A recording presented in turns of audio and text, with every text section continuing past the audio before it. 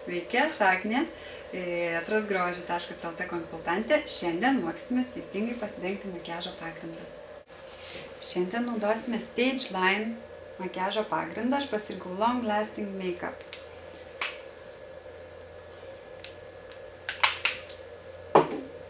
Aš tepsiu su šepetėliu, bet jūs naudokite pirštukus. Jie geriausiai skirti makiažui dengti, nes sušildo pagrindą ir jį tolygiai paskirsto ant veido.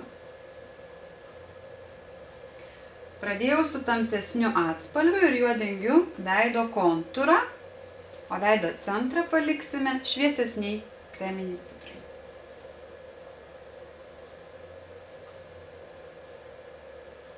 Tepdamas laikykimės krypties nuo plaukų linijos link veido centro. Ryškinam skruostukus, galim padengti nosytės viršutinę dalį, smakriuką ir žandikaulį.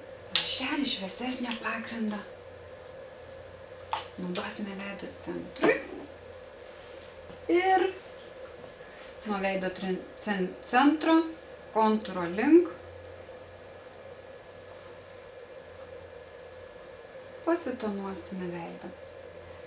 Dviejų atspalvių naudojimas veido kontūravimui mums sukuria tiesiog gražų reljefą.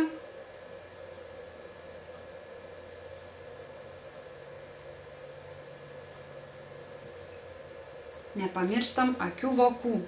Juos labai svarbu gerai išpudruoti, kad paslėptumėm kraujagyslės ir tiesiog plonesnę odytę apsaugotume nuo tolimesnio akių makiažo. Taip pat žiūrim į viršų, pasidengiame ir apatinį voką su šviesesnė krempudra, nes blakstienų linija ant apatinio voko dažnai turi violetinės spalvos pigmentaciją ir ją pasišviesinus akis labai greitai praskaidrėja, prašviesėja ir atrodo pailsėjus. Makiažo pagrindo užfiksavimui mes minkštais judesiais pereinam su delnu visą veiduką ir veidas paruoštas sausai biriai pudrai. Pudruosime su Stage Line biria pudryte. Pasirinkau tą, kuri prisitaiko prie odos spalvos, neutralų toną. Jos reikia labai nedaug.